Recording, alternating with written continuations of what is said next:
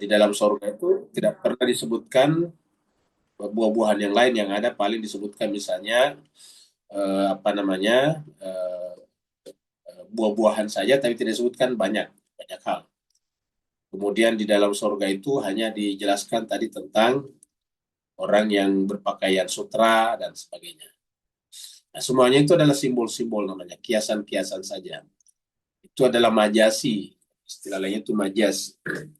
Kalau istilah apa? Istilah tafsirnya disebut dengan tasbih atau ayat-ayat mutasyabihat. Kata tasbih menjadi ayat-ayat mutasyabihat. Ayat-ayat yang memberikan perumpamaan, itu namanya ayat-ayat mutasyabihat melalui kiasan dan simbol. Jadi ini adalah, kalau para ulama menggunakan juga kiasan dan simbol, itu adalah meniru Al-Quran. Untuk menjawab pertanyaan apakah filsafat iluminasi itu secara memuaskan, maka kita tidak bisa membatasi diri dengan hanya mengkaji dan menelaah salah satu dari 4 karya ini. Tidak boleh hanya mengkaji dan menelaah salah satu dari 4 karya ini. Sebaliknya, kita harus mengkaji dan menelaah semuanya sebagai keseluruhan, sebagai satu kesatuan yang koheren, yang saling melengkapi. Hanya saja, kajian dan telah seperti ini yang memungkinkan kita memaparkan dan menguraikan secara komprehensif filsafat iluminasi. Artinya hanya kajian dan telah seperti inilah yang memungkinkan kita untuk memahami secara menyeluruh tentang filsafat iluminasi itu. Ini terakhir pembahasan kita, 25 April. 25 April itu adalah hari Sabtu yang lalu. Sabtu yang lalu kalau tidak salah 25 April. Karena hari ini adalah tanggal 2 Mei. Berikut ini adalah pernyataan Surawardi yang paling eksplisit tentang keterkaitan keempat karya tersebut. Jadi ini adalah pernyataan Surawardi sendiri. Ini adalah pernyataan Surawardi. Jadi ini adalah pernyataan Surawardi sendiri. Kita keluarkan dulu di sini Surawardi biar gampang kita lihat rujukan-rujukannya. Ini Surawardi ya ini.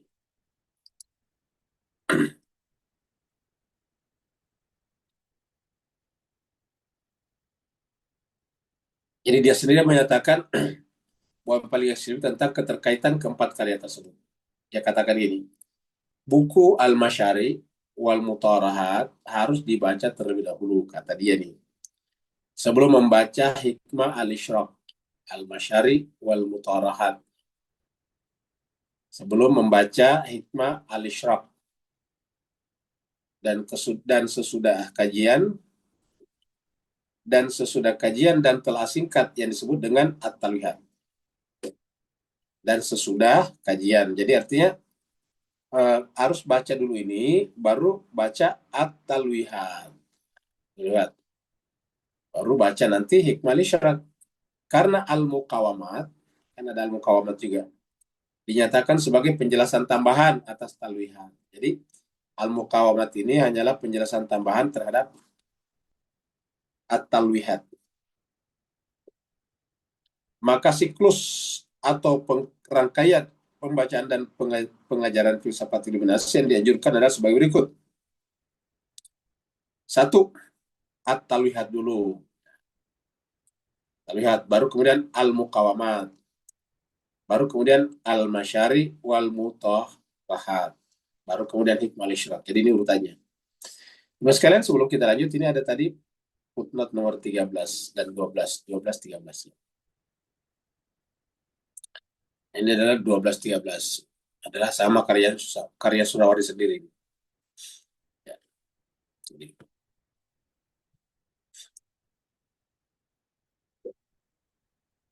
karenanya jelas bahwa karya-karya ini harus dibaca bersama-sama dan dalam urutan tertentu, serta hanya dengan demikian karya-karya itu membentuk filsafat iluminasi. Jadi kalau berdasarkan ini At-Talwihat, ya, saya nggak tahu apakah ada PDF-nya ini At-Talwihat, supaya bisa nanti kita angkat di sini. Kita lihat di sini. Kita lihat di sini. Ada nggak at-talwihat di sini?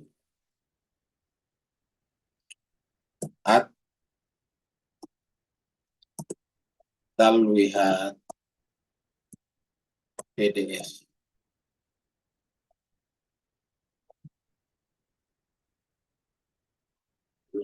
Nah, benar ini jadi proses pernah cuma at-talwihat ini awal ars ini at-talwihat al-lawhiyah salah satu karya Surawardi. Jadi ternyata lebih panjang ini aslinya adalah at-talwihat al-lawhiyah wal arsyiyah.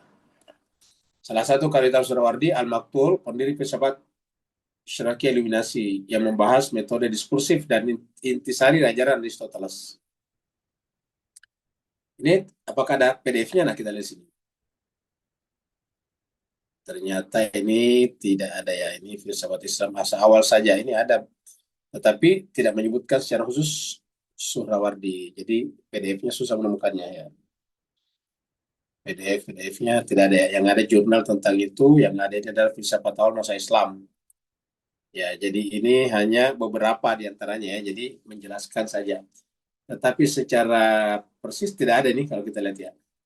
Yes. Jadi ini memang kekurangannya kalau di Islam masih sangat terbatas ya. Kalau dalam bahasa Inggris itu yang tua-tua itu apa karya-karya lama seperti karyanya misalnya Plato itu ada semua PDF-nya. Bisa kita download ya, jadi gampang, tidak perlu beli bukunya. Di PDF baru nanti kita bisa telah. Tapi kalau di sini tidak ada ya. Kalau lewat PDF tidak ada. Jadi ini adalah sering disunting bersama karya lain seperti Al-Muqawamat dan Mutarahat. Salah satu ini seperti disunting oleh Henry Corbin. Jadi ujung-ujungnya orang luar juga, maka pasti bukan bahasa Arab ya. Dalam opera metafisik. Ya, jadi ada namanya opera metafisik Istanbul 45. Jadi opera metafisik coba kita lihat cari di sini. Ada nggak opera metafisik? Opera metafisik.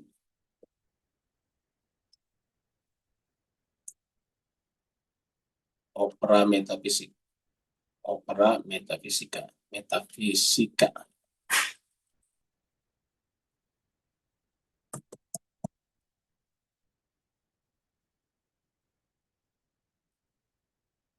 PDF.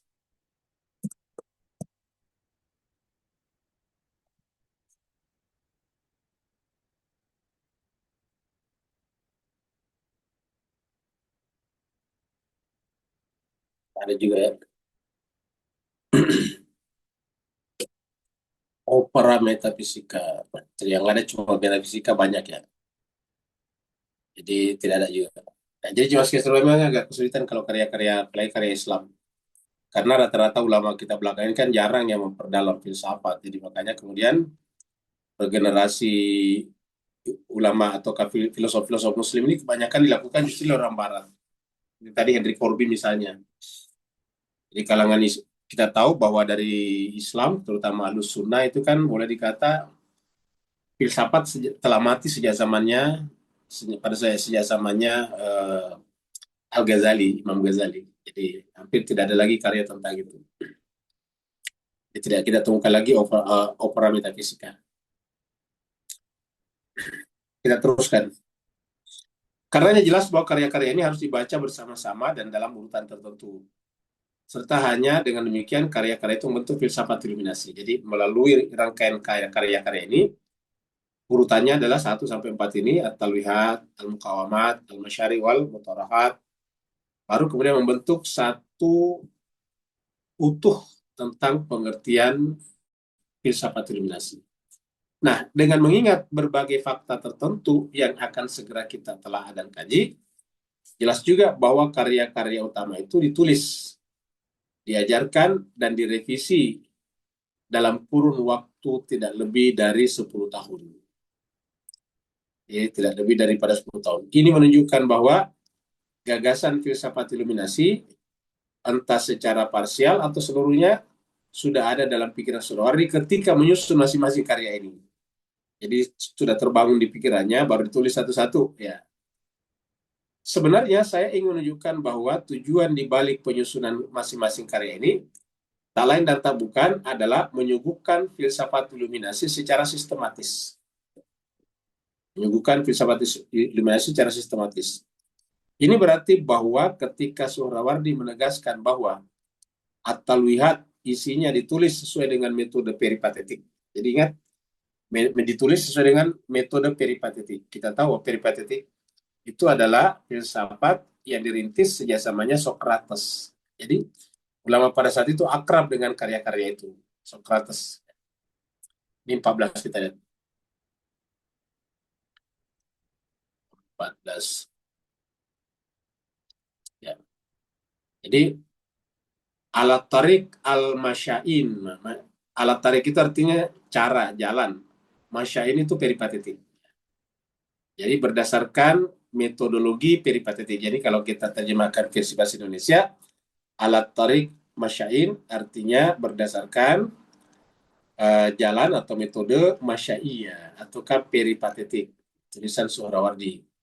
Ini opera. Opera 2 itu adalah yang ditulis oleh tulis oleh Henry Corbin. Jadi ada opera 1, ada opera 2. Jadi 2 buku. Ya. Jadi opera 1 itu artinya tentang karya-karya Suhrawardi yang ditulis oleh Henry Corbin. Halaman 10. Dia ada juga opera 1. Jadi opera 1, opera 1. Dan opera ini adalah tulisan daripada Suhrawardi sebelumnya ini. Opera metafisik, et mystica. Nah, ternyata ini judul aslinya. Kalau kita cari ini, nggak tahu ada nggak. Terbitkan oleh, ini dia. Berarti ada juga opera metafisika et mystica 1. Ya, opera metafisika et mystica 2. Coba kita lihat ini. Bahasanya nggak bisa nggak bisa. Coba kita lihat sini. Coba kita minta tolong dikasih PDF-nya. Nah, dia. Mistika 1 dulu, PDF.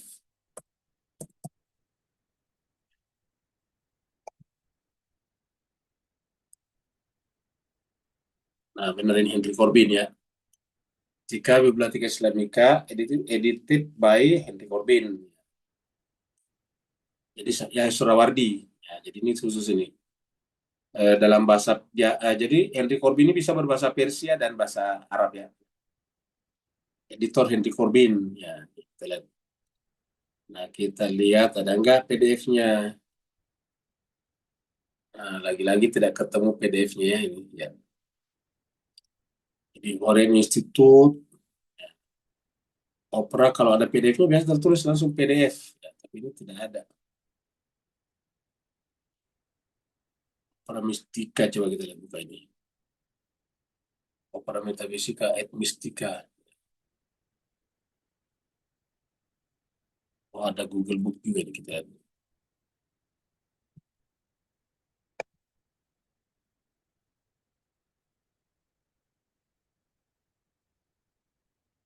Nah, ini ada nih. Opera Metafisika et Mystica. Ya. Cuma nggak bisa di-download ini. Ya. Jadi Yahya bin Suhrawardi. Bahasa ini Yahya bin Suhrawardi. Ya. Opera Mystica et Mystica. Ini adalah ini Henry Corbin, editornya Henry Corbin. Oke. Jadi ternyata penulis aslinya itu adalah Yahya bin Habasa Suhrawardi. Henry Corbin di sini hanya editor. Ya, ini terbit tahun 45. Jadi kita lihat sini buku aslinya. Jadi penulisnya buku ini adalah Yahya bin Habasa Suhrawardi Al-Maktul juga. Kemudian editornya adalah Henry Corbin. Seperti itu. Cuma sayangnya tidak ada perintah downloadnya di sini. Biasanya ada perintah downloadnya di sini. Jadi sayang, seribu sayang ya. Nah, jadi cuma sekali sebagai itulah tadi. Jadi opera metafisika et mystica. Nah, sekarang kita teruskan jadi ditulis sesuai dengan metode peripatetik. Metode masyaiyah tadi. Alat tarik masyain. Ia bukan karya mandiri atau berdiri sendiri yang ditulis semata-mata sebagai latihan dan penerapan dalam filsafat peripatetik. Filsafat peripatetik. Dan juga bukan menggambarkan suatu periode peripatetik dalam kehidupan dan karya-karya Suhrawardi. Alih-alih ia menunjukkan pada kenyataan bahwa bagian-bagian atau dimensi-dimensi tertentu dari filsafat iluminasi sejalan dan selaras dengan ajaran-ajaran peripatetik, terutama ajaran-ajaran Ibnu Sina. Kita tahu bahwa tokoh peripatetik utama di Islam itu kan Ibnu Sina. Jadi kalau pada zaman Yunani, peripatetik utama adalah Socrates, Plato. Kemudian dalam Islam itu adalah Ibnu Sina atau Ibn Sina. Ya. Jadi yang dijumpai dalam dua karya terkenalnya yaitu Asy-Syifa dan Al-Isyarat wa Tanbihat. Kita sudah bahas juga sedikit di sebelumnya. Menyusun suatu filsafat dalam suatu karya yang meliputi dan mencakup logika, fisika, dan metafisika. Dan filsafat iluminasi adalah suatu sistem filsafat yang lengkap dalam pengertian ini. Berarti bahwa secara umum Surawardi harus bekerja dalam kerangka kerja metodologis. Jadi punya metode. Yang tadi di atas metodenya itu ala tariqah masyain, ya. Dan konseptual tradisi ilmiah dan filosofis yang sudah mapan. Yang dalam hal ini dinyatakan secara eksplisit sebagai tradisi peripatetik. Terutama tradisi yang dibangun oleh Ibnu Sina, yang sering disebut Surawardi di sejumlah tempat dalam teks-teksnya. Jadi Surawardi sering sekali menyebut Ibnu Sina. Dan kita tahu bahwa jarak antara Ibnu Sina dan Surawardi itu sekitar kurang lebih 300 tahun. Jadi Ibnu Sina itu tahun 900 sekian Masehi, sedangkan Surawardi tahun 1200 sekian. Jadi kurang lebih 300 tahun. Ya. Jadi kebanyakan Ibnu Sina dan bukan Al-Farabi dan atau Al-Kindi. Jadi Al-Farabi Al-Kindi juga pakai masyain juga, peripatetik juga. Tetapi memang tokoh utama peripatetik atau masyaiyah di dalam Islam itu adalah Ibnu Sina. Sehingga lebih banyak menyebut Ibnu Sina daripada Al-Farabi dan Al-Kindi. Bahkan tidak disebut Al-Farabi dan Al-Kindi sama sekali. Maka disebutkan, ya bahkan tidak pernah disebut-sebut sama sekali. Padahal kita tahu Al-Farabi ini dikenal sebagai guru kedua Asy-Syaikh As-Sani. Ya. Asy-Syaikh Al-Awal itu kan adalah Socrates. Socrates atau Aristoteles itu disebut sebagai guru pertama. Jadi ada yang menyebut Aristoteles sebagai guru pertama, Al-Farabi sebagai guru kedua. Jadi ada guru pertama dan guru kedua. Guru besar pertama. Ini adalah Al-Farabi disebut sebagai guru besar kedua. Tapi oleh Suhrawardi ya tidak disebut-sebut dalam karyanya, kebanyakan Ibnu Sina. Jadi tentu banyak alasan. Mungkin alasan paling penting adalah dia tidak memiliki kopian karya Al-Farabi atau Al-Kindi. Jadi ingat jelas sekalian pada zamannya Suhrawardi 1200 tahun, tahun 1200-an, berarti dari sekarang ini 800 tahun ya, 800-an tahun. 800 tahun yang lalu tentu tidak semudah sekarang menemukan buku. Kalau kita sekarang menemukan buku kan bisa kita cari di internet. Tadi kita cari-cari ada nggak? Ya. Kalau pada zaman dahulu kala tentu harus cari perpustakaan besar, datang ke sana, baru kemudian mencari data-datanya. Kalau sekarang tidak seperti itu lagi. Jadi mungkin pada saat itu Surawardi tidak memiliki kopian karya Al-Farabi atau Al-Kindi. Mungkin dia pernah membaca di pustakaan mana gitu. Pada saat dia menulis buku kan susah untuk mengutipnya kalau tidak ada buku aslinya. Ya. Karena kalau orang menulis kan bagusnya dikutip. Ya ini adalah kata Al-Farabi, ini kata Al-Kindi. Ada footnote-nya. Nah jadi Jimas Keser Bahagia itu tadi.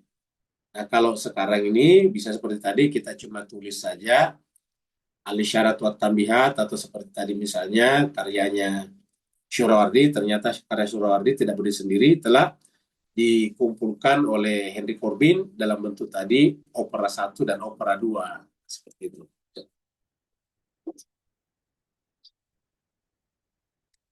Filsafat iluminasi memang menekankan unsur-unsur intuitif tertentu yang melampaui pemikiran diskursif. Nah, kita sampaikan melampaui pemikiran diskursif. Minggu lalu juga kalau tidak salah kita sudah membahas ini pada saat kita melihat melihat semacam kesimpulan bergambar daripada iluminasi di sini kalau tidak salah ya. Minggu lalu kita lihat di sini. Nah, ini dia. Ini adalah kalau tidak salah di sini. Nah, ini kemarin kita bahas ya. Ini adalah Suhrawardi dan Teosofik Cahaya ini. Fajar Sang Pengetahuan, menelusuri filsafat eliminasi, Sihabuddin Suhrawardi. Jadi kita bahas di minggu lalu ya ini.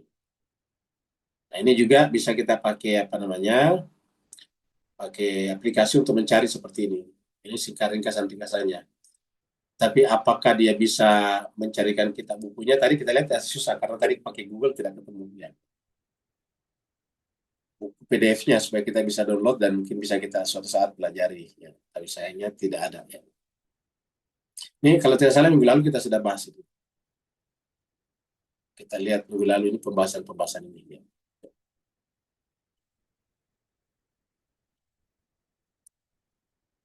Jadi kita kembali di sini. Filsafat eliminasi memang menekankan unsur-unsur intuitif tertentu yang melampaui pemikiran diskursif. Tetapi ia bukan suatu sistem yang sepenuhnya bertolak belakang dengan atau berbeda sama sekali dari filsafat peripatetik. Jadi tidak sepenuhnya bertolak belakang, tapi tidak sepenuhnya juga sama, berbeda maksudnya, atau berbeda. Tidak bertolak belakang dan berbeda kan beda Pak sekalian. Kalau bertolak belakang ya kontradiksi. Kalau berbeda ya hanya karena tidak sama, beda. Sesungguhnya, filsafat peripatetik sebagaimana dikaji dan dipahami Surawardi adalah titik tolak dan juga komponen yang tak terpisahkan dari metodologi iluminasi. Jadi artinya apa? Eh, Filsafat peripatetik yang dikaji dan dipahami Surawardi adalah titik tolak dan juga komponen yang tak terpisah dari metodologi iluminasi. Jadi metodologi iluminasi ini jelas ada kaitannya dengan filsafat peripatetik. Makanya Mas Kay sebagai kita sampaikan bahwa eh, eh, tiga fondasi utama berdirinya filsafat Mullah Sadra itu adalah pertama Ibnu Sina dalam Islam ya, Ibnu Sina dengan peripatetiknya, kemudian apa namanya Surawardi dengan iluminasinya, dan Ibnu Arabi dengan gnostiknya, kan pernah kita bahas kalau tidak salah itu ya. Jadi ada tiga, ya. Ada tiga, ya, udah bisa dipakai ini.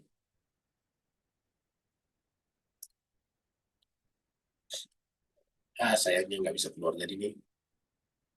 Jadi mas sekalian ini, jadi sebetulnya nih laptop apa tab saya ini sudah kepenuhan ya, jadi agak susah kalau keluar lama, jadi tidak bisa dipakai lagi. Nah, jadi nggak bisa. Nah, jadi mas sekalian begitulah. Atau bisa tidak kalau kita pakai ini, pakai whiteboardnya di sini nih, ya. Kan ada whiteboardnya nih. Ini whiteboard sini. Oke, kita bisa pakai screen share kalau whiteboardnya dipakai ini. Nah, jadi kesimpulannya memang eh, Mullah Sadra itu kan kita kita katakan bahwa tokoh besar kita ini kan Mullah Sadra sebetulnya, Mullah Sadra ya. Dan Mullah Sadra ini berdiri di atas tiga kaki, ya, ada tiga kakinya. Yang pertama adalah peripatetiknya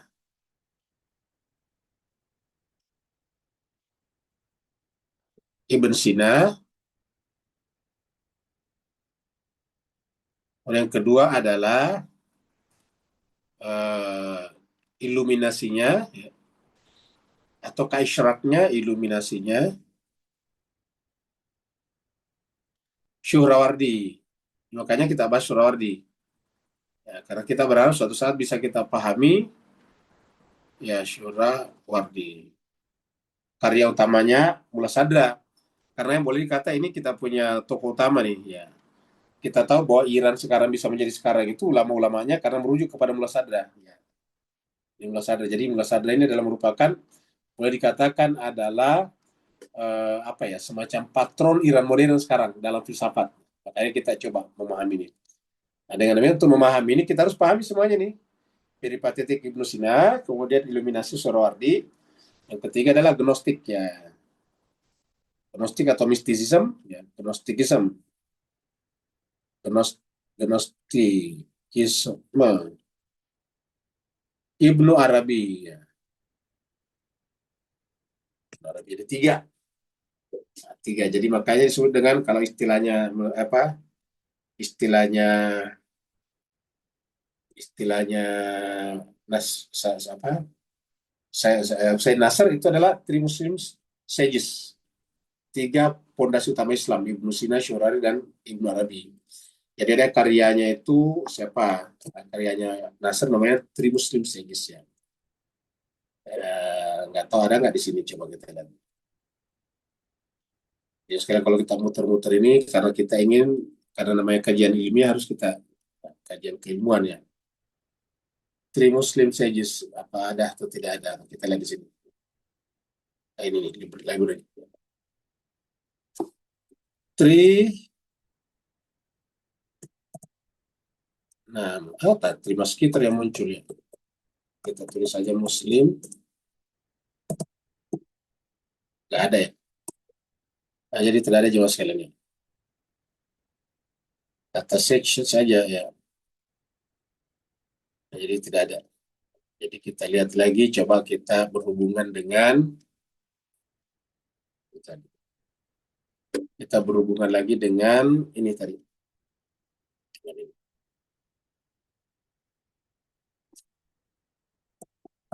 Three mas.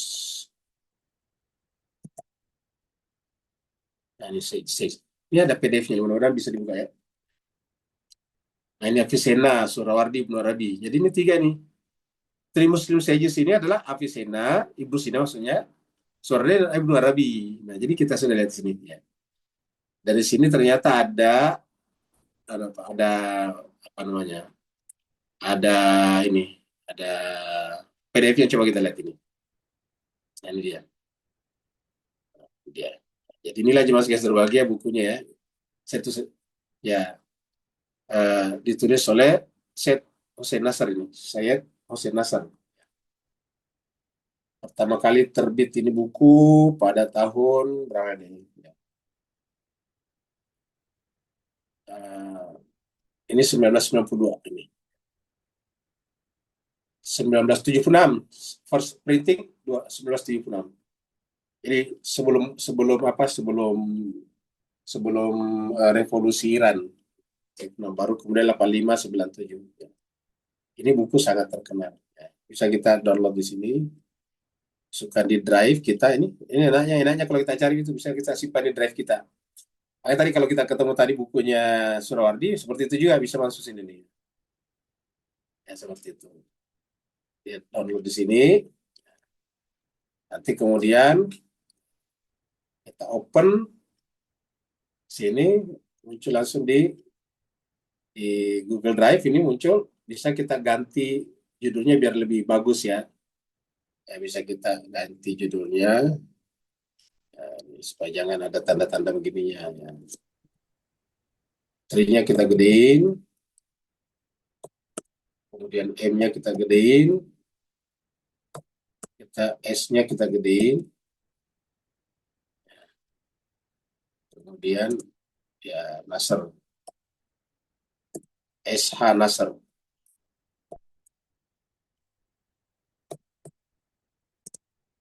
N-nya kita gedein. Kemudian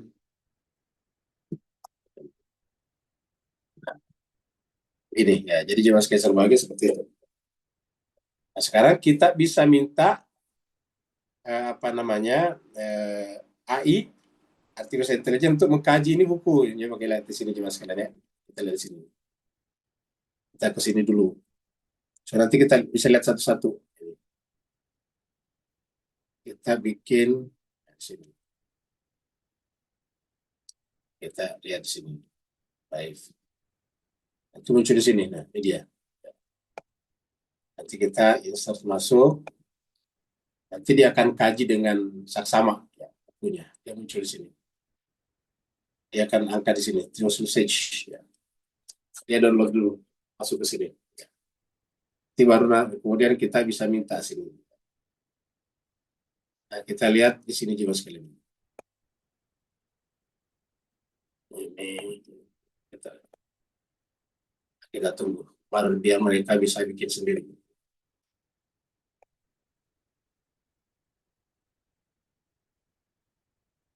Jadi Jadi jemaah sekalian, kita balik dulu ke pembahasan utama kita sambil nunggu di sini. Nah, jadi itulah tadi apa pembahasan kita ya. Nah, jadi kita sudah lihat tadi terus. Jadi ada tiga ya berdasarkan tadi. Jadi berdasarkan tadi ini untuk memahami mula sadrak kita harus pahami nih peripatetik, iluminasi. Nah, perselisihan ya Islam ya. Ingat iluminasi ini juga ada yang menganggap mirip-mirip dengan filsafat Neoplatonisme. Ya. Begitu ya dengan Gnostikisme. Ya, ini peripatetik. Jadi tokoh utamanya Ibnu Sina, Surawat, dan Ibnu Arabi. Sekarang kita bahas nomor dua-dua. Posisi Al-Lamahat dan karya-karya lainnya. Karena beberapa alasan, karya Surawardi yang berjudul Al-Lamahat, ini karya Ibnu Surawardi juga, tapi bukan bagian integral dari empat tadi. Ya. Tidak dimasukkan dalam lingkup kajian dan telah kali ini. Ya, karena tadi hanya empat. Sejak awal, Surawardi hanya menyebut Al-Lamahat satu kali dalam empat karya yang telah disebutkan terdahulu. Jadi Al-Lamahat ini juga semacam buku tasawuf juga yang ditulis oleh Surawardi juga. Tapi dia sendiri tidak menyebutnya sebagai bagian daripada empat rangkaian tadi. Jadi sejak awal Surawardi hanya menyebut Al-Lamahat satu kali dalam empat karya yang telah disebutkan terdahulu. Sementara ada sejumlah penyebutan atau rujuk silang di antara empat karya yang disebut terakhir. Ia juga tidak pernah menyebut-nyebut bahwa Al-Lamahat adalah bagian dari himpunan karyanya yang mesti dibaca oleh murid filsafat iluminasi. Dikatakan satu-satunya tempat Surawardi menyebut Al-Lamahat ada di dalam bagian pendahuluan Hikmah al-Isyraq, di pendahuluannya saja. Tempat yang menunjukkan bahwa di antara karya-karyanya Al-Lamahat menempati posisi di bawah At-Talwihat yang termasuk dalam kelompok karya yang membentuk filsafat iluminasi. Kita lihat ini footnote 15.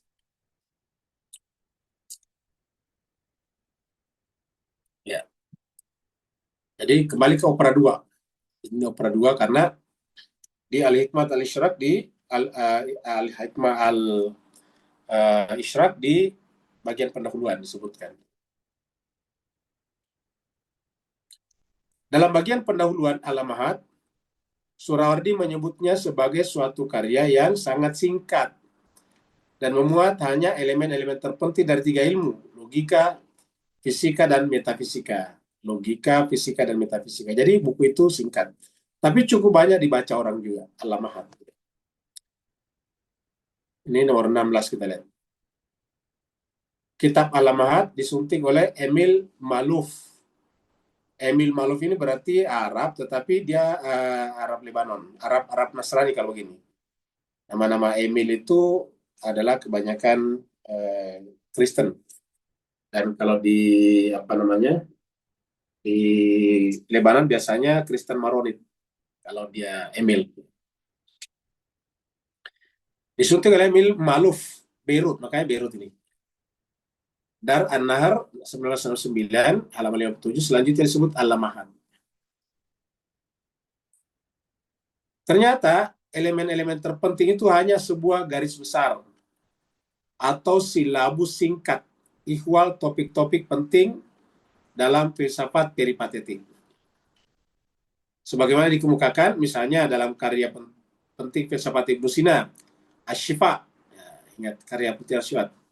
Jadi karya penting Ibnu Sina itu Asy-Syifa, At-Talwihat tadi kita lihat juga apa namanya? Karya Ibnu Sina. Kemudian Al-Lamahat menyuguhkan secara sederhana dan tanpa argumentasi prinsip-prinsip dan kaidah-kaidah utama filsafat peripatetik tentang logika. Jadi Al-Lamahat menyuguhkan secara sederhana dan tanpa argumentasi prinsip-prinsip. Makanya kan singkat ini tadi, walaupun di dalamnya berisi tiga tema besar, tetapi singkat. Jadi disebut tanpa argumentasi, prinsip-prinsip dan kaidah-kaidah utama filsafat peripatetik. Jadi tidak menggunakan kaidah-kaidah filsafat peripatetik atau masyaiyah tentang logika, tentang fisika dan metafisika. Jadi dulu itu Pak sekalian waktu zaman sekitar sama-sama apa namanya, zaman Yunani kuno kebanyakan dibagi besar atas tiga. logika, pemikiran, biasa juga matematika masuk di sini, kemudian atau masih di sini juga matematika, kemudian fisika. Kalau fisika itu yang terjangkau panca indera dulu, metafisika. Kalau Aristoteles itu menyebut metafisika itu adalah filsafat pertama, fisika filsafat kedua. Kemudian dia membahas logika dalam bahasa khusus itu Aristoteles namanya organon. Di Aristoteles itu punya karya namanya organon, itu membicarakan tentang logika. Jadi kalau mau tahu logikanya Aristoteles, kalau dalam bahasa Arab dengan al-mantik al-aristi, nah itu adalah di dalam organon. Sedangkan ini fisika berbicara tentang alam. Metafisika berbicara tentang di luar yang dijangkau panca indera. Tapi ingat, Aristoteles nanti banyak sekali berbicara tentang fisika. Klasifikasi pengetahuan yang kita sekarang pelajari dalam dalam apa namanya dalam ilmu-ilmu sains itu banyak diawali kajiannya oleh Aristoteles. Ternyata elemen-elemen terpenting itu hanya sebuah garis besar atau silabus singkat ihwal topik-topik penting dalam filsafat peripatetik. Sebagaimana dikemukakan, misalnya dalam karya penting filsafat Ibnu Sina, Asy-Syifa.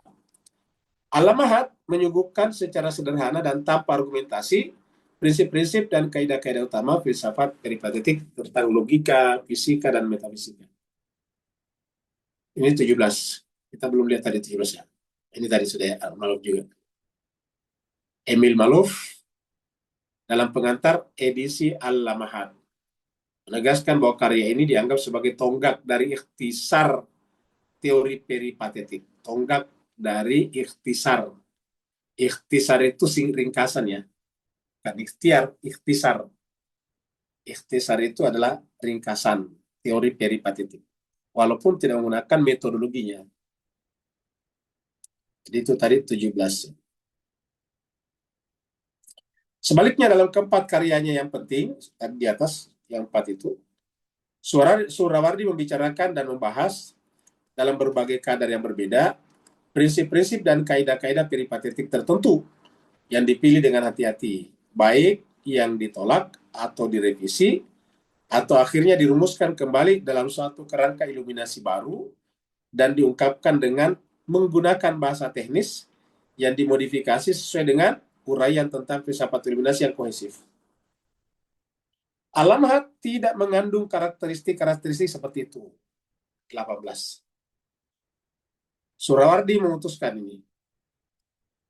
memutuskan keinginannya untuk menyusun karya yang menjadi penjelasan topik-topik penting filsafat peripatetik. Dan lahirlah itu Al-Mahat 57. Sebutkan dari Al-Mahat 57. Seperti biasa, dalam semua karyanya, Surawardi jarang merujuk pandangan peripatetik dengan sebutan Al-Masyaiyun. Al-Masya itu orang-orang yang berpandangan peripatetik. Karena ini satu-satunya contoh dalam Al-Mahat. Jelas kayak serbahagia kalau kita lihat itu detailnya mereka menulis ya sampai dikaitkan satu buku dengan buku lain. Jadi kita kalau kita di hidup di abad sekarang rasa-rasanya memang kita ya tertinggal jauh. Padahal mereka duluan dari kita. Harusnya berdasarkan waktu mereka tertinggal. Kenapa? Karena dia duluan. Bedanya dengan kita 800 tahun. Tapi mereka kita lihat ulama-ulama, pemikir-pemikir besar Islam yang sangat-sangat rinci dan detil.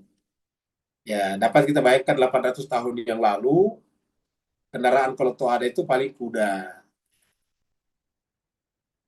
Tidak ada lampu listrik, ya, tidak ada pulpen tangki yang bisa diisi apa namanya tinta cair misalnya. Jadi dapat kita bayangkan. Dunia belum sebanyak sekarang toko bukunya. Apalagi berbelanja pakai misalnya Tokopedia dan Shopee belum ada sama sekali. Ya.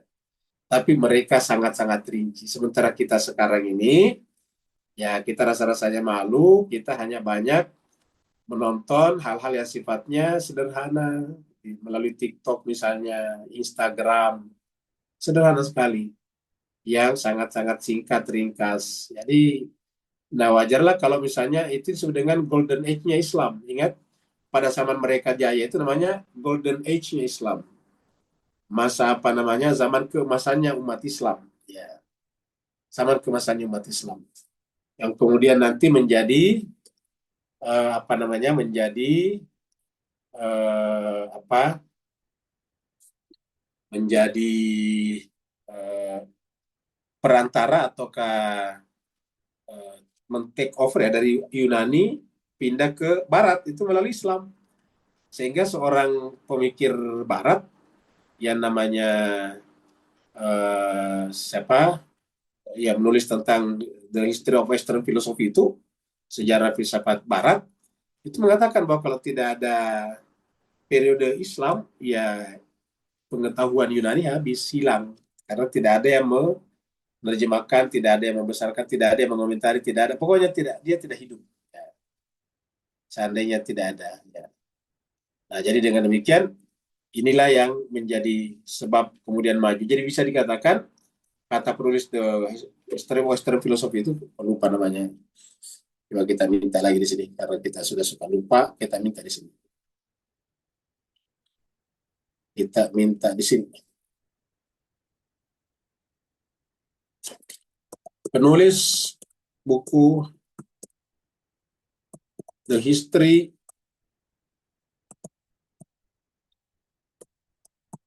of Western Philosophy. Ini dia Western Philosophy. Ini adalah Bertrand Russell ya, baru ingat Bertrand Russell. Jadi kata Russell seandainya tidak ada itu ini History of Western Philosophy. Kalau tidak ada itu apa namanya? Tidak ada masa Islam itu habis. Tidak akan ada dunia modern sekarang di Barat. Karena untuk sampai ke dunia modern di Barat sekarang ini, tadi pembahasan kita. Dan untuk sampai ke pembahasan sekarang ini harus melalui, jadi katakanlah gini. Jadi ini adalah Yunani ya. Yunani kuno maksudnya Yunani lama, bukan Yunani sekarang. Jadi makanya biasanya sudah Yunani kuno. Karena kan Yunani masih ada sekarang, Pak sekalian. Jadi sekarang ini negara Yunani masih ada, tetapi tidak punya filosof lagi ya. Makanya terkadang untuk membedakannya disebut ini Yunani kuno ya. Yunani kuno. Yunani kuno. Yunani kuno atau Yunani kuna ya. Kemudian masuk ke Islam. Yang tadi kita sebut dengan Golden Age Islam. Kemudian masuk ke modern sekarang. Jadi zaman modern, kita sebut dengan zaman modern. Yang disponsori oleh Barat sekarang, Eropa. Ya. Yunani, Eropa juga, tapi Mediterania. Jadi kalau jemaah sekalian mendengarkan musik-musik Yunani itu sama dengan musik-musik Arab Timur Tengah. Karena dia di Mediterania, dia hanya Yunani ini. Ya. Dari Yunani kemudian masuk ke Eropa. Ya, gitu, masuk ke Eropa. Nah, sebelum masuk ke sana, dia masuk ke Islam dulu. Ya. Jadi dia masuk ke Islam sini. Ya. Nah, jadi kalau ini tidak ada, kata si Bertrand Russell tadi, kalau ini kita coret, maka juga tercoret ini. Karena ini tidak bisa diwarisi oleh zaman modern kalau tidak ada di sini. Jadi ini tenggelam, pindah ke sini. Kalau seandainya tidak ada yang mengambil alih, men-take over di sini, ya habis. Buku-buku itu sudah hilang. Buku-buku hilang, terbakar, atau pokoknya hancur, dimakan rayap. Tetapi untungnya setelah redupnya Yunani kuno dengan Romawinya, pengganti setelah itu, maka kemudian muncul Islam. Dan karya-karya ini kemudian diadopsi ke dalam Islam, terutama contohnya misalnya Ibnu Sina misalnya, itu banyak sekali mengadopsi karya-karya daripada Socrates, Plato, dan Aristoteles. Jadi itu adalah Islam. Nah, jadi terkenal sekali, bahkan ada lembaga dibuat khusus pada zaman Islam untuk menerjemahkan dan mensyarah atau memberikan penjelasan-penjelasan terhadap karya-karya Yunani kuno. Namanya Baitul Hikmah. Jadi dulu ada namanya lembaga namanya Baitul Hikmah. Khusus untuk mengumpulkan para filosof dan ilmuwan untuk mengkaji ini baru diadopsi ke dalam Islam. Nah inilah nanti yang kemudian diwarisi oleh zaman modern. Nah, makanya misalnya termasuk di antara bapak zaman modernnya Barat itu adalah misalnya Santo Thomas Aquinas. Nah kalau kita baca bukunya Santo Thomas Aquinas, Summa Theologia, itu di dalamnya banyak sekali kutipan dari sini. Kutipan daripada Ibnu Sina terutama. Baru kemudian masuk ke Eropa, Descartes misalnya, Descartes atau Descartes, kemudian pindah kepada yang lain-lain. Dari Descartes nantinya masuklah kepada John Locke misalnya, David Hume dan sebagainya. Jadi majulah ya Eropa. Nah, sekarang Mas Kaisar Bahagia harusnya ya kita lihat di sini harusnya ya kita hilangkan dulu anunya ya, kita hilangkan dulu tanda. Harusnya karena sekarang Eropa mulai redup ya, ya kita katakan Eropa sekarang mulai redup di sini. Nah, harusnya jangan sampai pindah ke Cina, harusnya pindah ke sini kan? Harusnya itu pindahnya ke sini. Ya, pindah ke sini. Nah gitu. Tapi sayangnya apa yang terjadi sekarang? Ada gejala ini dari Eropa ya, ini modern juga tapi dari Eropa pindah ke Cina sekarang. Pindah ke Cina. Nah, ini makanya apakah pindah ke Cina beneran atau sementara saja baru pindah ke Islam tergantung orang Islam sekarang. Kalau orang Islam sekarang berislam hanya agama ritualistik, ingat tadi malam kita bahas tentang syariati, dia misalnya hanya si A hitam saja, bukan si A apa namanya si A merah, ya udah. Ya, ingat itu adalah pernyataan syariati tadi malam kita angkat itu bukan dari saya itu kita angkat tadi malam itu syariati kita di sini. Oh, dan ada di sini. Ya. Si A merah, si A hitam mana itu? Ya. Ini dia. Nah, jadi cuma sekalian ini dia. Ya. Nah ini dua wajah agama. Ini dari syariati ini kita pakai buku hajinya syariati. Akhirnya kata dia harusnya kan si A yang menjadi pelanjut ya, pelanjut daripada keilmuan ini karena kalau di Sunni sekarang kan banyak sekali bahkan mayoritas ulama mengharamkan filsafat. Sementara filsafat itu pintu masuk kepada kemajuan berpikir. Nah, coba kita lihat dan ingat kenapa Cina sekarang maju karena ada filosofnya juga yang filosof tuanya zaman dahulu kala namanya Sun Tzu. Ya, banyak sekali itu diangkat karya-karya Sun Tzu. Nah, kemudian kalau yang belakangan yang modern ya seperti misalnya Mao Zedong. Ya, itu Mao itu adalah dianggap filosof. Bahkan termasuk sekarang Xi Jinping itu filosof. Nah, jadi Mas Kester bagi itu yang terjadi. Makanya kalau Bapak Ibu lihat misalnya Xi Jinping, itu orangnya tenang sekali. Kan beda itu dengan Donald Trump. Karena dia itu adalah juga pembelajar filsafat. Jadi melahirkan ketenangan. Nah, kata Sariati, akhirnya kemudian Syiah pun terbagi dua. Ada Syiah hitam dan ada Syiah merah. Ingat, kalau dia Syiah hitam, Black Syiah, Black Shiism, ya isi agama itu hanya institusi saja. Ya, ya institusi itu ya seperti itu memang. Kayak Hindu, Buddha itu kan institusi agama. Kalau istilah lainnya itu adalah agama sebagai organized religion. Itu istilah lainnya. Kalau institusi adalah organized religion, agama yang telah terorganisasi.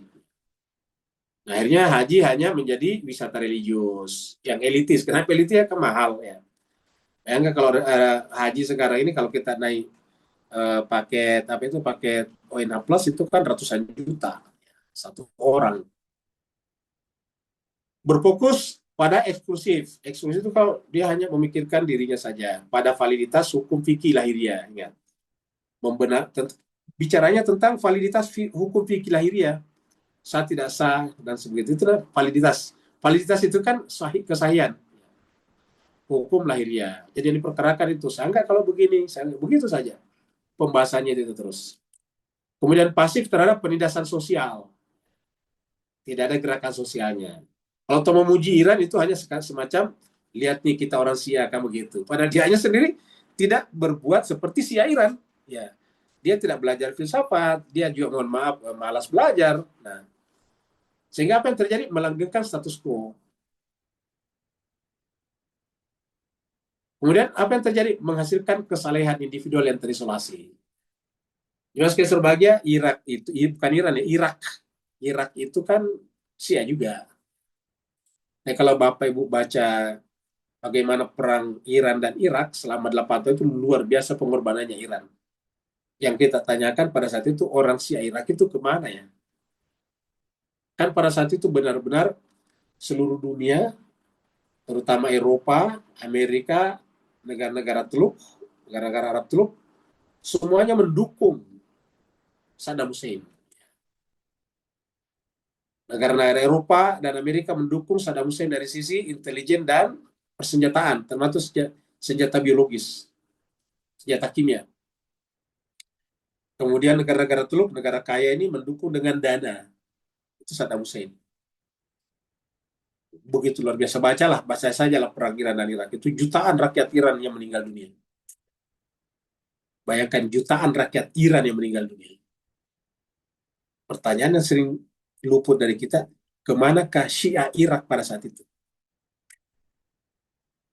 Padahal Saddam Hussein itu kan Sunni dan di sana minoritas.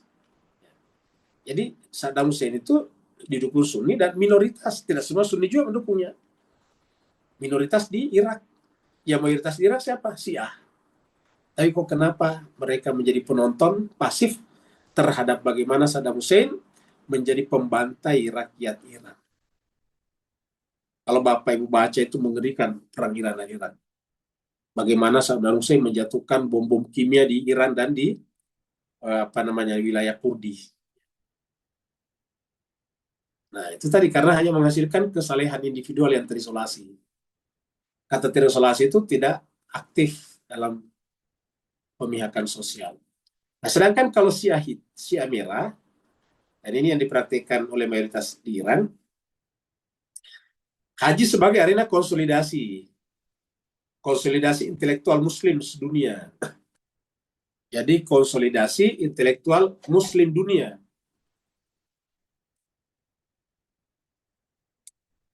Jadi penekanannya di sini, intelektual. Yang kedua, berfokus pada ruh pembebasan. Membebaskan orang tertindas. Kesetaraan, ya, equality, terutama equality before the law. Ya. Kemudian transformasi, dari kebodohan kepada kecerdasan, transformasi. Kemudian aktif melawan kebodohan. Makanya kita ini mengajar dan mengajar. Persoalan orang belajar ya terserah dia, tapi harus kita sudah tunjukkan bahwa kita aktif melawan kebodohan. Ya. Karena tidak ada cara untuk melawan kebodohan kecuali belajar. Iqra kata Al-Quran. Coba Bapak saya tunjukkan kepada kita semuanya, pada saya terutama, bagaimana cara melawan kebodohan. Apakah bisa kebodohan dilawan dengan berpuasa 40 hari berturut-turut? Apakah kebodohan bisa dilawan dengan baca Yasin setiap malam 40 kali? Apakah kebodohan bisa dilawan hanya dengan salat tahajud 11 rakaat setiap malam? Jawabannya tidak. Satu-satunya melawan kebodohan adalah belajar. Coba Bapak Ibu sekalian bantu saya deh. Bagaimana cara melawan kebodohan? Kebodohan ini bahasa Melayu, bahasa kita. Kalau bahasa Arab, jahiliyah. Melawan kejahiliahan. Bodoh itu kan jahal. Kalau pintar kan akliyah. Kayak kita tanya, bagaimana cara melawan kebodohan? Bisakah melawan kebodohan dengan membaca doa-doa di air baru diminum? Bisakah kebodohan dilawan dengan membakar buku baru ditenggelamkan ke dalam gelas baru diminum? Tidak akan pernah bisa. Satu-satunya melawan kebodohan adalah iqra, bacalah. Belajarlah. Jadi inilah jemaah sekalian. Inilah yang disebut dengan agama pergerakan. Inilah agama pergerakan. Inilah yang dimaksud Al-Quran. Walladzi arsala rasulahu bil huda wa dinil haqq liyuzhirahu ala dini kulli walau karihal musyrikun. Jadi kalau kita sebelum ke sini kita lagi ke Al-Quran dulu ya. Kita lihat ini surat Al-Fat ada ini. Surat 28. Ayat 28 ya, surat 48 ayat 28. Walladzi arsala rasulahu bil huda wa dinil haqq. Ialah Allah yang mengutus rasulnya bil huda dengan membawa petunjuk yaitu Al-Quran. Wadinil haq dan terapan Al-Quran menjadi agama peraturan yang benar. Liyuzhirahu untuk dimenangkan. Jadi untuk dimenangkan kan pergerakan. Untuk dizohirkan. Liyuzhirahu untuk dizohirkan. Alat dini berhadapan-hadapan dengan agama-agama lain. Alat dini kulli. Kita artikan saja bukan agama sih tapi ideologi, filsafat yang lain. Liyuzhirahu ala dini kulli. Jadi ini tujuannya Nabi datang. Nabi datang bukan hanya untuk salat, habis itu berdoa, selesai, bukan. Tetapi tujuannya liyuzhirahu ala dini kullih, untuk dizahirkan terhadap seluruh agama, keyakinan, dan ideologi. Dan dalam menjalankan tugas ini, wa kafa billahi syahida. Cukup Allah yang menjadi saksi. Tidak perlu kita mengharap menjadi hero, menjadi sebut-sebut namanya, nggak perlu. Kata Allah, wa kafa billahi syahida. Dalam menjalankan tugas ini, Allah saksikan. Wa kafa billahi syahida. Jadi kita tidak perlu menggembar-gemborkan, kita belajar itu. Wa kafa billahi syahida. Ini surat Fat. Ini ada juga di surat mana ini, jemaah sekalian? Ini ada juga di surat 61. Coba kita lihat surat 61. Surat 61. Saf.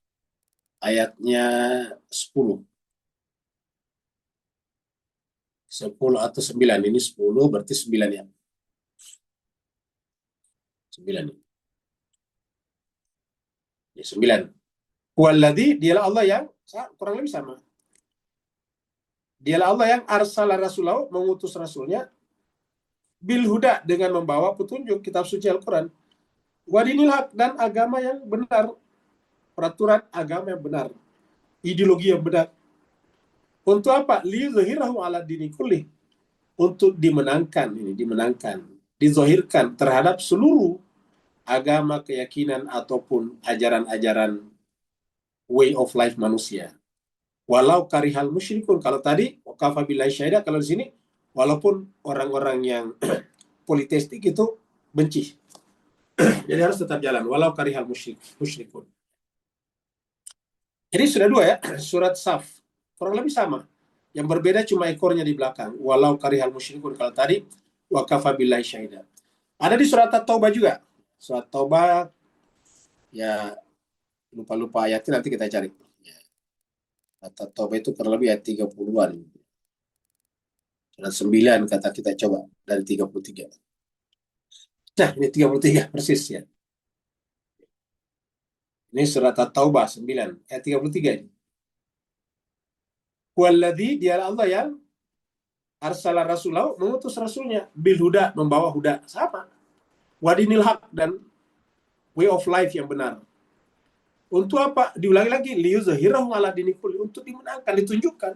Jadi bukan untuk eksklusif, bukan hanya untuk diri kita. Liyuzhirahu ala dini kulli. Walau karihal musyrikun. Luar biasa kan? Dalam Al-Quran dikatakan, disampaikan 3 kali. Minimal 3 kali. Satu di surat Al-Fat, ayat 20, ayat 29 tadi. Satunya tadi surat As-Saf, ayat 9. Satunya lagi surat At-Taubah, ayat 33. Isinya hampir sama, yaitu untuk ditunjukkan, dimenangkan.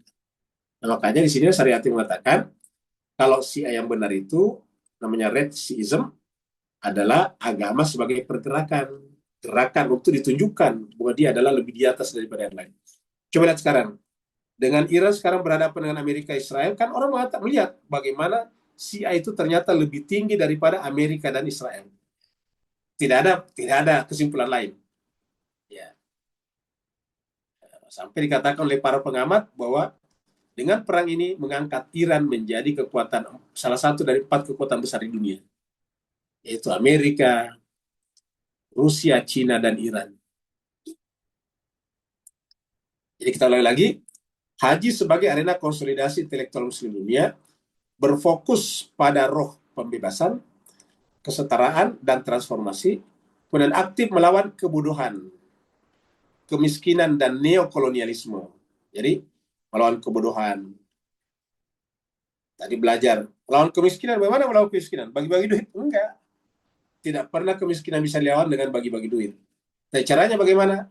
Memotivasi orang untuk kerja keras. Langi, memotivasi orang untuk orang kerja keras, bertanggung jawab pada diri dan lingkungannya. Kemudian melawan neokolonialisme, penyalahgunaan kekuasaan untuk menindas orang lemah, itu neokolonialisme. Yang terakhir, puncaknya apa? Melahirkan Raushan Fikr. Jadi Raushan Fikr itu yang mempopulerkan adalah Ali Syariati. Raushan Fikr. Jadi namanya Raushan Fikr. Raushan Fikr itu kalau diterjemahkan, intelektual tercerahkan, pemikir tercerahkan. Jadi Fikr ini intelektual, fikir. Kemudian Raushan itu adalah tercerahkan. Jadi Raushan Fikr adalah intelektual tercerahkan, pemikir tercerahkan. Jadi inilah cita-citanya jemaah sekalian. Kita melakukan ini, persoalan orang ikut atau tidak itu lain soal, itu urusan mereka masing-masing. Tapi kita coba berada di sini, coba aktif di dalam melawan kebodohan ini. Kita misalnya bikin banyak gerakan, bikin organisasi banyak, tetapi kalau isinya juga tidak tercerahkan, ya mohon maaf, hanya melahirkan bui juga, hanya bui, tidak bisa berbuat banyak.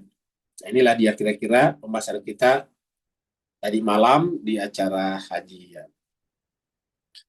Kita kembali ke pembahasan asal kita di sini. Ya. Jadi saya kira itulah pembahasan kita pada hari ini. Jadi kita sampai di sini dulu ya. Ini tanggal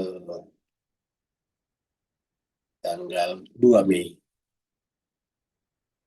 Kalau di Indonesia 2 Mei itu kalau tidak salah hari pendidikan Pak ya. 26. Jadi kalau di Indonesia itu 1 Mei di dunia, 1 Mei itu adalah May Day, hari buruh, Labor Day. Sedangkan kalau di Indonesia tanggal 2 Mei itu adalah hari pendidikan.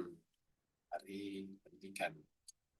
Jadi harusnya hari ini adalah hari pendidikan. Jadi begitu eh, dari sisi simbol yang sudah bagus ada hari pendidikan. Tetapi pendidikan ini yang paling masih tertinggal di Indonesia. Kalau di Malaysia saya kira sudah lumayan, apalagi Singapura. Tapi Indonesia masih sangat. Padahal sudah punya hari pendidikan. Ya, tanggal hari ini tanggal 2 Mei. Dan kita sudah bahas tadinya bahwa yang namanya Syiah merah itu adalah membebaskan atau melawan kebodohan.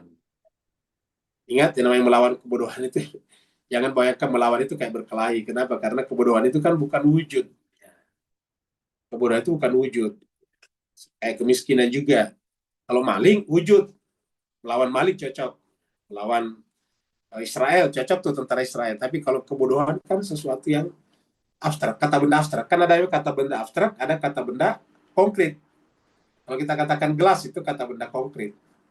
Kalau kita katakan kebodohan, itu kata benda abstrak. Kemiskinan, kata benda abstrak. Nah, dengan melawannya, dengan berbuat yang menyebabkan orang tidak bodoh lagi, orang tidak miskin lagi. Gitu. Inilah pembahasan kita hari ini. Sebelum kita tutup, kita tadi ada yang kita minta di sini dibikinkan. Sorry. Mudah-mudahan sudah selesai tadi ini. Nih, kita kembali ke sini. Sudah banyak sekali terbuka ini.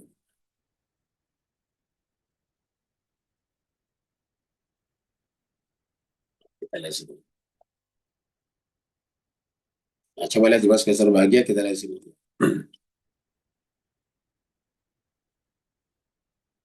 Nah, ini dia. Ini adalah metafisika dan ontologi. Ini adalah Ibnu Sina, pangeran para dokter dan cahaya Islam. Kemudian kita lihat yang ini tadi. Yang ini.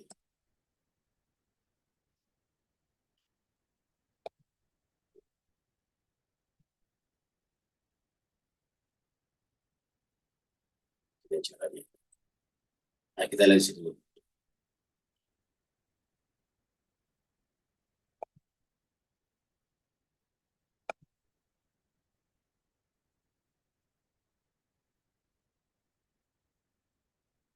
Secara perjalanan intelektual Islam dari logika menuju kesatuan. Tiga mahaguru disebutnya sini. Evolusi pemikiran melalui tiga mahaguru. Avicenna, Surawardi, dan Ibnu Arabi. Ya, seperti itu.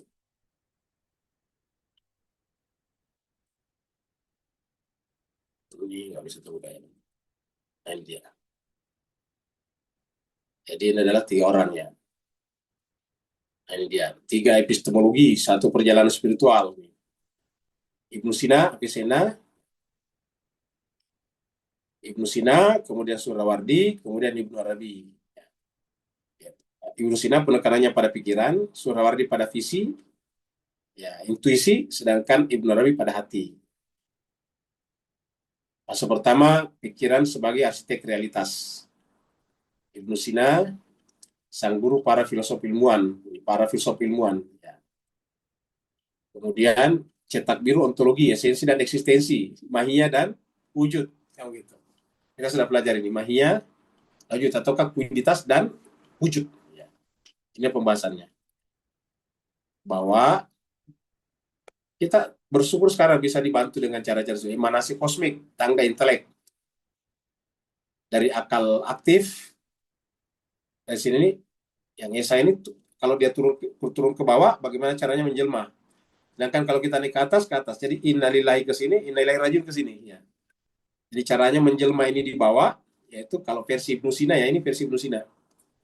Itu adalah dari yang ngesah, kemudian ketika yang ngesah memikirkan dirinya, lahirlah akal pertama. Ya. Akal pertama memikirkan dirinya, lahirlah ini di sini. Rantai emanasi turun-menurun sampai ke bawah, akal ke-10, akal aktif. Akal ke-10, akal aktif, entitas yang bersentuhan langsung dengan dunia manusia. Ia adalah pemberi bentuk yang mendistribusikan bentuk fisik pada materi, sekaligus menerangi akal manusia agar dapat memahami kebenaran universal. Jadi, ini dia adalah akal ke-10. Itu paling diartikan inilah kenabian ada di sini. Seperti itu. Bisa kita katakan bahwa ini adalah akal pertama ke sini adalah Ahmad, di atas adalah Hamid, ini adalah Muhammad. Seperti itu. Kemudian fase kedua, visi yang menerangi jiwa, Suhrawardi. Sang guru iluminasi, Syekh Al-Israq. Ya, logika saja tidak cukup, kata dia, untuk menangkap realitas sepenuhnya. Kita sudah belajar juga. Suhrawardi menolak ke beberapa fondasi. Beberapa fondasi Aristotelian. Aristotelian itu kan berarti bahwa Masyaiyah. Dan menggantinya dengan teosofi iluminasi, hikmah isyraq. Ia meyakini bahwa pengetahuan tertinggi, gnosis, hanya dicapai ketika pelatihan nalar formal dipadukan dengan penyucian jiwa dan intuisi intelektual. Bagi Surawardi, alam semesta bukan sekedar struktur rasional, melainkan samudra cahaya yang berlapis-lapis. Kemudian kita lihat di sini nih. Istilahnya Surawardi, timur, orient, kita sudah pelajari juga nih. Timur, orient, kemudian barat, oksiden. Ya. Oksiden, barat, gelap, tempat terbenamnya matahari. Ini, lihat ini. Kemudian timur, orient, tempat terbitnya matahari, cahaya. Kemudian ini adalah barat tengah. Geografi spiritual namanya. Pengasingan di alam barat. Di alam barat. Sini.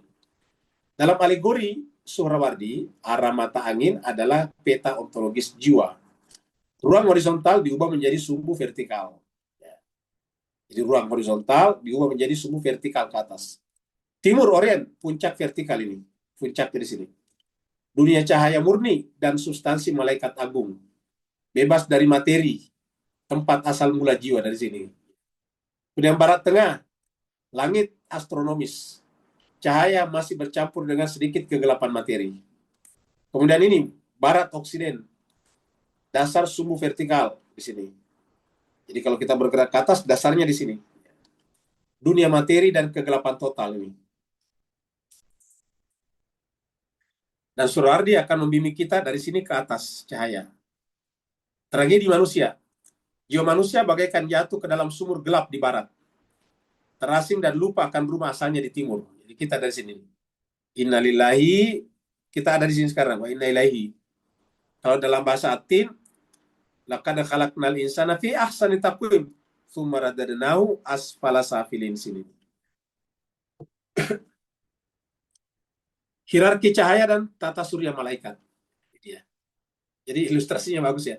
Kita tadi cuma jalan sambil bicara-bicara sudah selesai dibikinin sama AI ya. Cahaya penguasa Anur al Isfahbadi. Percikan cahaya malaikat yang bersemayam dan memimpin di dalam setiap jiwa manusia. Kemudian Ordo latitudinal, malaikat arketaib. Ordo longitudinal, malaikat penakluk. Kemudian cahaya segala cahaya. Nur ala nur ataukah nur al anwar. Inilah Tuhan. Wajibul wujud. Kemudian fase ketiga, hati yang menampung segala bentuk. Ini adalah versi Ibnu Arabi, jadi Surawari sudah selesai. Sang Guru Agung, Syekhul Akbar, melampaui logika dan visi malaikat. Terdapat realisasi spiritual absolut. Melalui karya monumentalnya, Ibnu Arabi merumuskan esoterisme Islam secara eksplisit. Ia membawa pemikiran Islam pada puncaknya melalui bahasa cinta, gnosis, dan kesatuan wujud. Bagi Ibnu Arabi, Akal memisahkan, namun hati menyatukan. Hati sang sufi menjadi cermin yang memantulkan seluruh asma dan sifat ilahi. Asma dan sifat. Asma wa sifat. Kesatuan wujud transenden, wahdatul wujud. Ini masih ajaran Ibnu Arabi. Ingat yang pertama rintis itu adalah Ibnu Arabi, nanti kemudian dipakai sebagian di dalam Nurul Sadra. Sering disalahpahami sebagai panteisme, atau bahkan juga mungkin monisme. Konsep ini justru menegaskan transendensi absolut Tuhan. Hanya ada satu realitas yang hakiki. Inilah wujud mutlak. Ya, wujud mutlak. Yang lain itu adalah mewujud. Ya. Asma ilahi, insan kamil. Jadi wujud mutlak yang paling terang, lalu kemudian di sini adalah insan kamil. Insan kamil itu artinya para nabi rasul dan para imam di sini. Para maksumin. Baru kemudian memancar menjadi alam kosmis. Menjadilah jamak ini. Ini warna-warninya banyak, ini menjadi jamak namanya. Karena pastinya waktu cahaya di sini kan cuma satu, ini tunggal. Coba lihat waktu menjadi cahaya nih. Yang namanya cahaya kan cuma begini, tunggal, kayak putih, begitu kan. Tapi begitu dia memantul di asma ilahi insan kamil, maka dia menjadi banyak. Makanya kalau kita simpan Nabi Muhammad di sini, Nabi Muhammad lah menyebabkan adanya pluralitas. Maka disebut dengan rahmatan lil alamin. Alam itu bentuk jamak. Jadi rahmatan lil alamin. Jadi alam semesta kosmik. Ingat, ajaran wahdatul wujud bukan panteisme. Alam semesta bukanlah Tuhan. Dan Tuhan tidak terkandung dalam ruang. Alam semesta tenggelam secara misterius dalam zat ilahi. Ingat, alam semesta tenggelam secara misterius dalam zat ilahi. Makna prisma. Di prisma ini. Warna-warni eksistensi tampak berbeda dan majemuk ini, majemuk di sini. Namun realitas sejati mereka secara eksklusif hanyalah pantulan dari satu sumber cahaya. Pantulan di sini. Jadi ini satu cahaya memantul di sini. Setelah memantul di sini menjadi banyak. Nafas sang maha pengasih, nafsur rahman. Ini nafsur rahman, nafas sama pengasih dan insan kamil. Penciptaan bukanlah peristiwa statis di masa lalu, melainkan denyut nadi eksistensi yang terjadi saat ini dan selamanya. Ya. Ini nafas maha pengasih. Jadi lihat ya Mas Kaiser Bahagia, tercipta begini, tercipta, hancur, penciptaan ulang lagi begitu. Jadi sebetulnya yang terjadi adalah pengulangan, tercipta, lahir lagi. Makanya Tuhan itu tidak pernah istirahat. Tuhan itu selalu sibuk. Nafas sang maha pengasih, nafsur rahman. Sama seperti nafas manusia, mengartikulasi suara menjadi kata-kata. Nafas Tuhan mewujudkan kemungkinan-kemungkinan gaib menjadi eksistensi. Menjadi mewujud. Siklus terus-menerus. Alam semesta dilenyapkan setiap saat dan diciptakan juga kembali setiap saat. Selalu ada yang baru dan selalu ada yang lama nih. Tanpa jeda waktu. Dalam surat Ar-Rahman dikatakan, fi sya'an, dia berada dalam kesibukan. Manusia universal, insan kamil, titik temu penciptaan, ia adalah mikrokosmos sekaligus makrokosmos. Wadah tempat Tuhan merenungkan asma dan sifatnya. Matriks epistemologi para sage. Para sage ini adalah para sepuh, para kalau bahasa kungfunya apa itu? Para guru, ya. Para suhu ya, suhu. Jadi itu 3 suhu. Dimensi. Kemudian kita lihat ya, Ibnu Sina, peripatetik, Suhrawardi, iluminasi, Ibnu Arabi, sufi, gnostik. Dimensinya, sumber pengetahuan berdasarkan Ibnu Sina, rasionalisasi, rasio, silogisme logis. Jadi perangkat logikanya silogisme logis. Suhrawardi, nalar dipadukan dengan intuisi mistis, isyrak. Kalau Ibnu Arabi, gnosis murni, penyingkapan langsung, yaitu kasyaf. Metafora kosmos, dimensi metafora kosmos. Ibnu Sina, alam kosmik yang memancar, emanasi. Derajat dan hierarki cahaya, kalau versi Suhrawardi. Ibnu Arabi, teofani, penampakan ilahi dan cermin pantulan. Tujuan akhir, Ibnu Sina, kesempurnaan intelektual jiwa rasional. Sorawardi pembebasan jiwa dan kembali ke dunia malakut malaikat. Ibnu Arabi tujuannya apa? Peleburan, fana ke dalam keabadian, baqa dalam Tuhan. Seperti itu. Sintesis makro membangun arsitektur kebijaksanaan. Jadi ketiga paradigma ini saling melengkapi dan membentuk fondasi holistik bagi pemikiran Islam di abad-abad berikutnya. Ada esensi, ada direction, esensinya, the essence, ada direction, the directions, ada the container, wadah, ada kontainernya. Esensinya, Ibnu Arabi menghembuskan roh kehidupan ke dalam struktur tersebut. Kemudian arah, Surawardi memberikan visi orientasi. Wadah Ibnu Sina menyediakan kosakata dan kerangka analitis yang ketat untuk mencegah akal tersesat. Jadi saling melengkapi nih. Tiga orang inilah yang merupakan pilar utama Mulla Sadra. Puncak pendakian, hati sebagai semesta. Jadi kita katakan tadi, dia adalah mikrokosmos. Tapi sekaligus makrokosmos. Hatinya adalah mencerminkan makrokosmos. Pada akhirnya, arsitektur cahaya yang dibangun melalui nalar, Ibnu Sina, visi, Surawardi, dan gnosis, Ibnu Arabi, bermuara pada satu titik. Hati manusia yang telah disucikan. Ketika struktur kosmik telah dipahami, pengasingan telah diakhiri, dan cermin telah dibersihkan, jiwa menyadari bahwa realitas sejati tidak berada di luar dirinya. Ingat, realitas sejati itu Allah tidak berada di luar dirinya.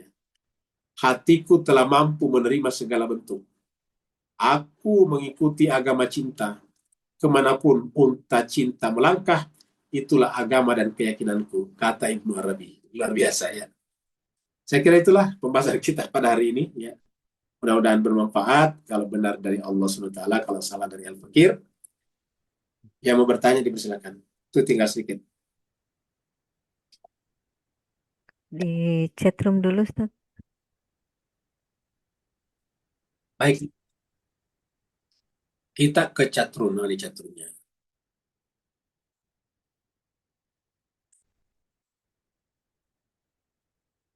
Dari Pak Burhan. Filsafat itu sendiri bermakna cinta kepada kebijaksanaan. Betul sekali, Pak Burhan udah ngerti ya. Jadi filosofia. Sofia itu kebijaksanaan, filo itu artinya cinta. Cinta kepada kebijaksanaan. Kebijaksanaan itu adalah kearifan, hikmah. Soalannya, apakah di zaman Imam Ali karamallahu wajhah ada pembelajaran filsafat? Jawabannya ada, tetapi belum masuk ke dalam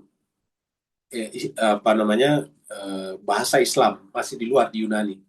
Karena ingat pada saat Islam maju itu kan sudah ada Romawi. Romawi adalah tadi penerus daripada Yunani kuno. Kenapa jarang disebut Romawi? Karena Romawi itu boleh dikata ilmu-ilmu baru, boleh dikata tidak ada. Meneruskan saja, mempelajari apa yang sudah dipelajari di Yunani. Jadi makanya kalau bicara tentang kemajuan pengetahuan, biasanya Romawi jarang disebut.